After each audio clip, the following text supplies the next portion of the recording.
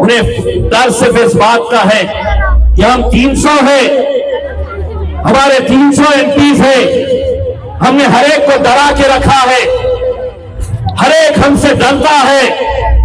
सिर्फ कलमे वाले 2 भाई वहां पर बैठे हुए हैं, एक असदुद्दीन अवैसी साहब और एक इम्तियाज जलील साहब। इसीलिए उन्हें पूरी ताकत अगर कहीं लगा रहे हैं तो हैदराबाद में लगाई जा रही है कि असदुद्दीन अवैसी को हैदराबाद से हराया जाए। इम्तियाज जलील को हराने के लिए कैसे कैसे फ़ियादों को मार्केट के अंदर लाया गया है, आप अच्छी तरह से जानते हैं। एक बात समझ लो, ये जितने भी खड़े हुए हैं कोई जीतने के लिए खड़ा हुआ नहीं है, वो खुद जीतना चाहता है, ऐसा नहीं है।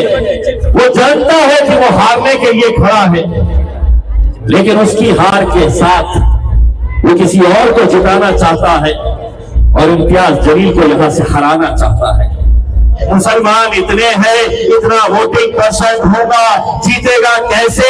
अरे तेरा हिसाब तू जमीन पे कर, मेरा फैसला तो मेरा रब करता है। वो तो बोलता ही था हैदराबाद वाला, ये औरंगाबाद वाला भी कुछ कम नहीं है। मैं कहा कि मुझे डर लगता है, मुझे डर यकीनन लगता है, लेकिन ऐसी हुकूमतों से डर नहीं लगता है। मैं अपने रब से डरता हूं, मैं अपने अल्लाह से डरता हूं। बुजुर्गों की जिम्मेदारी है कि ये मस्जिदों से ये ऐलान करें, ये आप लोगों को ये बताएं कि वोट देना कितना अहम है। और इस वर्ष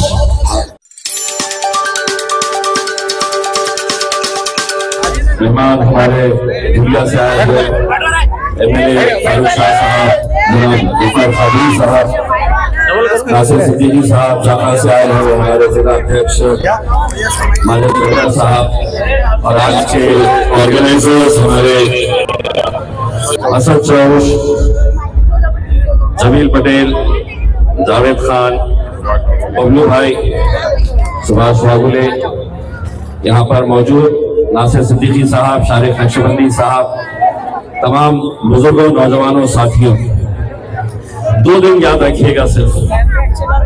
एक तो 13 मई, जहां एक दिन आपको शिद्दत के साथ काम करना है, और दूसरी तारीख 4 जून, जहां हिंदुस्तान का सबसे बड़ा जश्न इंशाअल्लाह औरंगाबाद के अंदर मनाया जाएगा।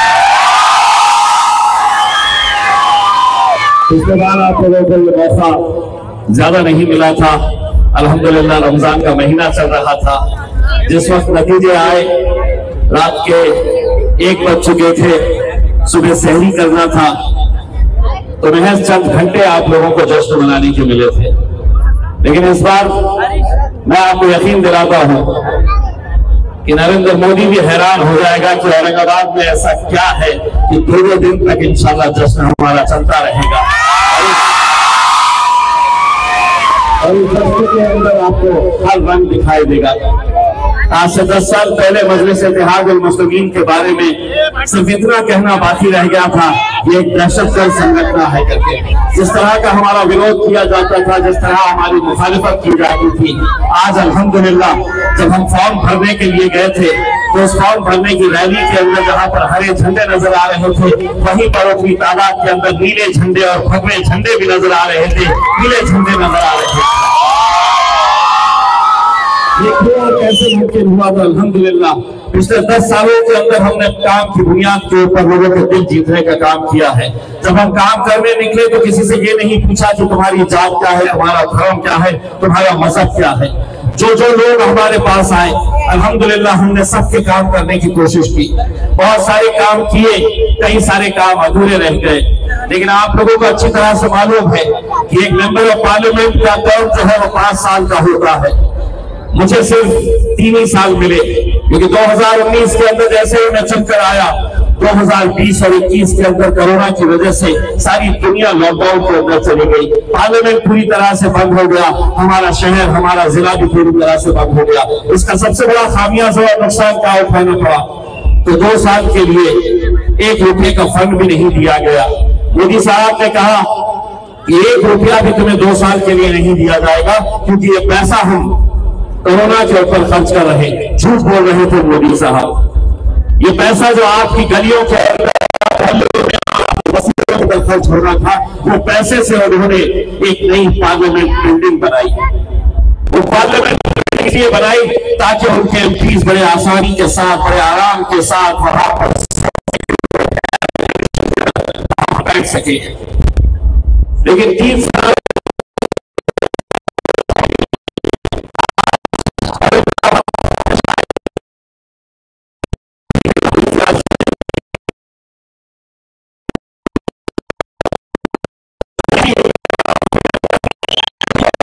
कहीं पर 2 वोट, कहीं पर 10 वोट, लेकिन वोट जरूर नजर आएगा, जो इस बात की गवाही देता है कि जितने काम हम कर सकते थे उतने करें। बहुत सारे लोगों की नाराजगी होती है कि मेरी गली का काम क्यों नहीं हुआ है करके। लोगों ने 20-20 साल लगा दिए यहां पर सियासत करते हुए। उन्होंने कितना काम किया और अल्हम्दुलिल्लाह आपका बेटा, आपका दोस्त, आपका भाई पिछले 3 सालों के अंदर क्या काम किया है यह आप बखूबी जानते हैं। आज नाइंसाफी की कहीं पर भी कोई घटना होती है, किसी के ऊपर जुल्म होता है, किसी के ऊपर ज्यादती होती है, तो वो किसी बड़े दूसरे नेता के पास नहीं जाता है, वो हमारे पास आता है, क्योंकि उसे मालूम है कि यहाँ पर इंसाफ की लड़ाई लड़ी जाती है। मेरे भाइयों, ये वक्त ऐसा है कि जहां बड़ी जिम्मेदारी के साथ हमें आगे बढ़ना है। 13 मई ये मेरी और आपकी जिंदगी का बहुत अहम दिन है। वो इसलिए अहम दिन है कि 13 मई के दिन हुकूमत किसकी बनने वाली है इसका फैसला लिया जाना है। और आज बहुत सारे लोग खुलेआम ये कह रहे हैं कि अगर 2024 के अंदर नरेंद्र मोदी की हुकूमत आ जाती है तो सबसे पहला काम वो इस मुल्क के संविधान को बदलना चाहते हैं। दलित समाज की ये जिम्मेदारी है, उनका एक-एक वोट संविधान को बचाने के लिए होना चाहिए। उन्होंने साफ कर दिया है 2024 में अगर मोदी दोबारा सत्ता के अंदर बैठते हैं तो 2 खानों को सबसे ज्यादा निशाना बनाया जाएगा। एक तो मुसलमानों को और दूसरा दलित समाज के हमारे भाइयों को। यूसीसी के नाम के ऊपर ऐसे कानून लाने की कोशिश की जा रही है। यूनिफॉर्म सिविल कोड का मतलब यह है कि सड़क के ऊपर चलते वक्त तुम अपनी मजहबी शिनाख्त नहीं दिखा सकते हैं। वो आपसे ये कहेंगे कि तुम जाओ अपने मस्जिदों के अंदर टोपी पहनो। आपके सर से टोपी निकालने की उनकी साजिश यूनिफॉर्म सिविल कोड के जरिए है। कर्नाटक के एक छोटे से शहर के अंदर एक बच्ची जब नकाब पहनकर, बुर्का पहनकर अपने कॉलेज जाती है तो एक पूरा का पूरा उत्तर प्रदेश का इलेक्शन इसी मुद्दे के ऊपर लड़ा जाता है कि बच्चों ने स्कूल जाते वक्त हिजाब पहनेंगे, नकाब पहनेंगे, बुर्का पहनेंगे या नहीं। पूरा उत्तर प्रदेश का इलेक्शन इस मुद्दे के ऊपर लड़ा जाता है और वो जीत जाते हैं। एक बात हम अच्छी तरह से हुकूमत को ये बताना चाहते हैं, वो दिन और वो दौर गए हैं जब तुम हमें डराते थे। हमने मजलिस इत्तेहाद और मुस्लिमीन में और दूसरी जमातों के अंदर ये फर्क है कि हम आपको यहां से नेता बनाना चाहते हैं। हम चाहते हैं कि हर शहर के अंदर एक असदुद्दीन अवैसी पैदा हो जो जुल्म के खिलाफ लड़ सके। बहुत सारे अलग अलग राजनीतिक पार्टी के नेता आपके गलियों में भी आएंगे, आपके इलाकों के अंदर भी आएंगे। उनसे एक सवाल जरूर करना कि महाराष्ट्र के अंदर 48 लोकसभा की सीटें हैं। पूरे महाराष्ट्र में 48 लोकसभा की सीटें हैं। कितने मुसलमानों को कौन सी पार्टी ने कितने टिकट दिए हैं? ये हमारे लिए शर्म की बात होनी चाहिए कि इतनी बड़ी आबादी, इतनी बड़ी कौम, लेकिन कांग्रेस ने कितने टिकट दिए? तो 0। शरद पवार की राष्ट्रवादी कांग्रेस ने कितने टिकट दिए? तो 0। अजीत पवार की राष्ट्रवादी ने कितने टिकट दिए मुसलमानों को? तो 0। उद्धव ठाकरे ने कितने दिए? तो 0। एक बात तो तय है, उन्हें ये बात तो समझ में आ गई है कि 48 में से 47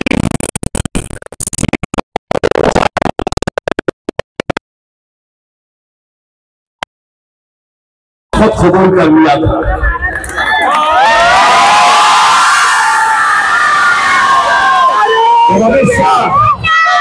जब अमित शाह यहाँ के सांस्कृतिक मंडल के ऊपर आए और उनका भाषण आपने सुना होगा, उन्होंने अपने भाषण के अंदर कहा कि दिल्ली में मुझसे पूछते हैं कि यहाँ का सांसद कौन है।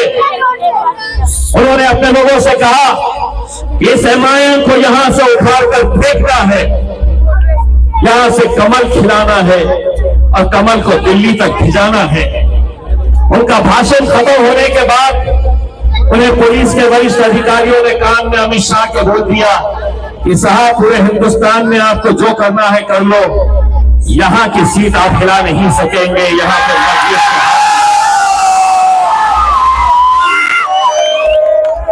उसके भी समझ में आया, दिल्ली गया और जाकर अपने गले की जो हड्डी थी कि मैं यहां से इलेक्शन लड़ूंगा, यहां से कमल खिलाऊंगा, उसमें एकनाथ शिंदे को बुलाया, इधर मेरा तो कुछ यहां होने वाला नहीं है, तेरे गले में घंटी बांध देता हूं। और नतीजा ये हुआ यहाँ उनका उम्मीदवार आ गया।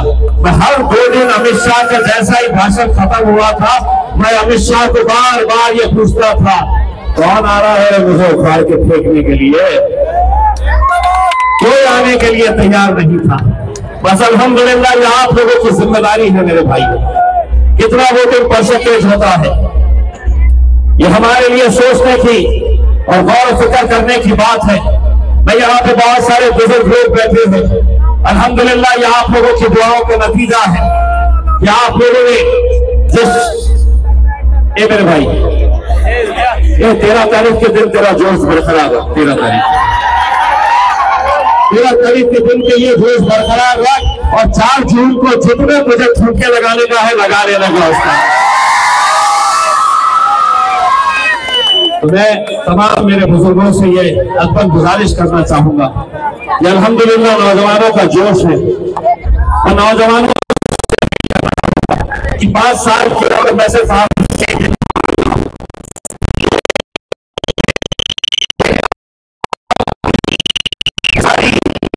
नगर के तमाम जितने भी वोटर्स हैं पहले अपने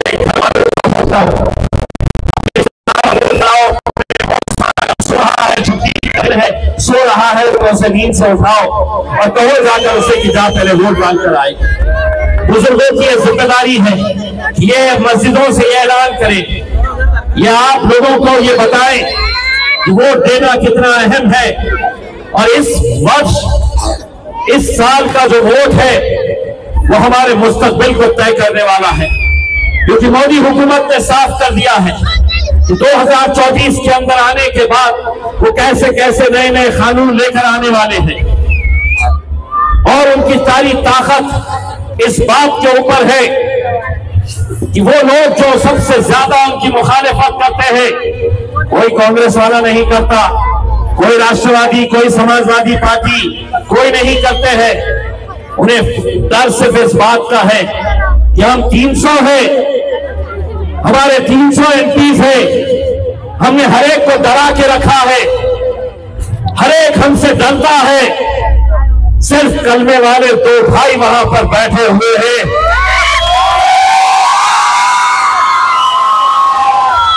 एक असदुद्दीन अवैसी साहब और एक इम्तियाज जलील साहब, इसीलिए उन्हें पूरी ताकत अगर कहीं लगा रहे हैं तो हैदराबाद में लगाई जा रही है कि असदुद्दीन अवैसी को हैदराबाद से हराया जाए। इम्तियाज जलील को हराने के लिए कैसे कैसे प्यादों को मार्केट के अंदर लाया गया है आप अच्छी तरह से जानते हैं। बहुत आएंगे तुम्हारी गलियों में भी। एक बात समझ लो, ये जितने भी खड़े हुए हैं कोई जीतने के लिए खड़ा हुआ नहीं है, वो खुद जीतना चाहता है, ऐसा नहीं है। वो जानता है कि वो हारने के लिए खड़ा है, लेकिन उसकी हार के साथ वो किसी और को जिताना चाहता है और इम्तियाज जलील को यहां से हराना चाहता है।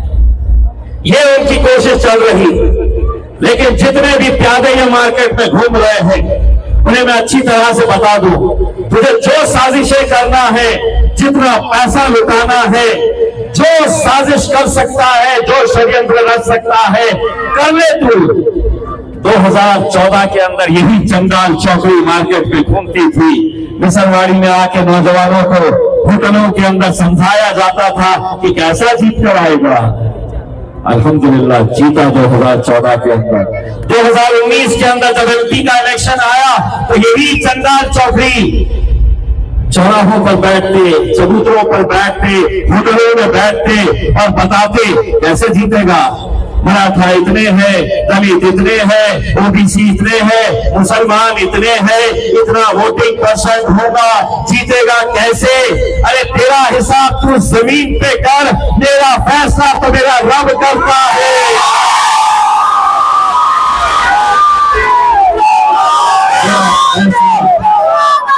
मेरा फैसला मेरा रब करता है।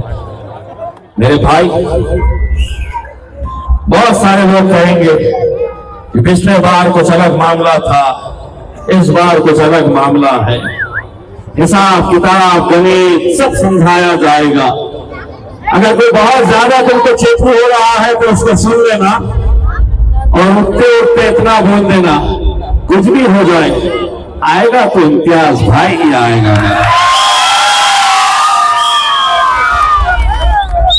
वो एक है 400 का ख्वाब देख रहे, 400 का सपना देख रहे। अमित शाह जब आए यहां पर तो भाषण दिया कि हम महाराष्ट्र के अंदर 48 में से 45 सीटें जीतेंगे। देवेंद्र फडणवीस आए तो उन्होंने अपने भाषण में कहा कि 48 में से 47 सीटें जीतेंगे। दोनों को दिल ही दिल में मालूम था कि एक सीट तो ये छोड़ना ही पड़ेगा, कि इसके बाप भी आ जाए तो यहां से हटने वाले नहीं है। अच्छे यहाँ से हटने वाले नहीं है। इसीलिए जब उनको समझ में आया कि हम इसका कुछ बिगाड़ नहीं सकते हैं तो कुछ मुसलमानों को मैदान के अंदर उतारा गया है।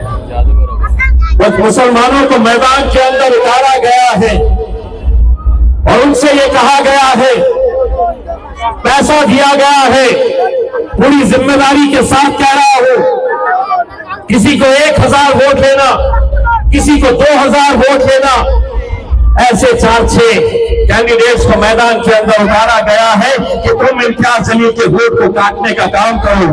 पैसा क्या चाहिए ये हम देंगे। लेकिन मेरे भाइयों, आप लोग अच्छी तरह से जानते हैं इस मुल्क के अंदर सिर्फ महाराष्ट्र एक ऐसा राज्य है कि जहां पर कम से कम अल्हम्दुलिल्लाह एक मुस्लिम एमपी है। हमारे बाजू के जितने भी राज्य हैं, स्टेट्स हैं, ये सोचिए इस बारे में। कर्नाटक में कितने मुस्लिम एमपी तो 0, मध्य प्रदेश में कितने 0, गुजरात में कितने 0, झारखंड में कितने 0, राजस्थान में कितने 0।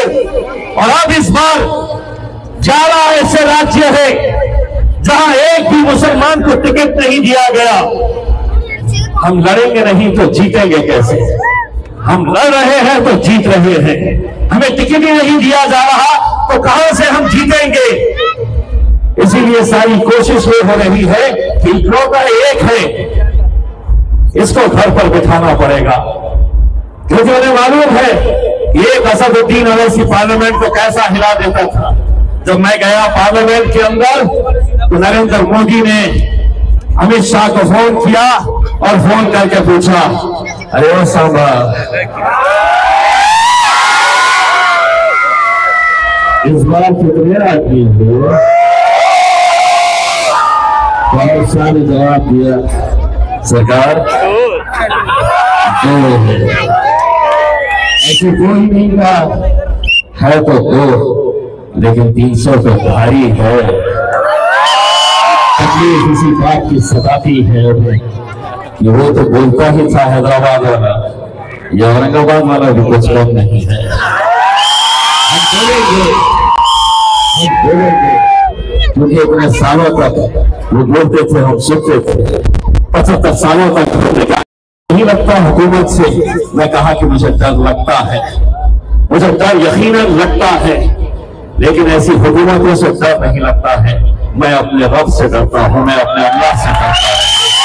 इसीलिए मैं ये कहता हूं कि वो मेरा तुम्हारे जो तुम बोलते थे और हम सुनते थे, अब हम बोलेंगे मोदी जी, और तुम्हारे अब हम बोलेंगे और तुम्हारे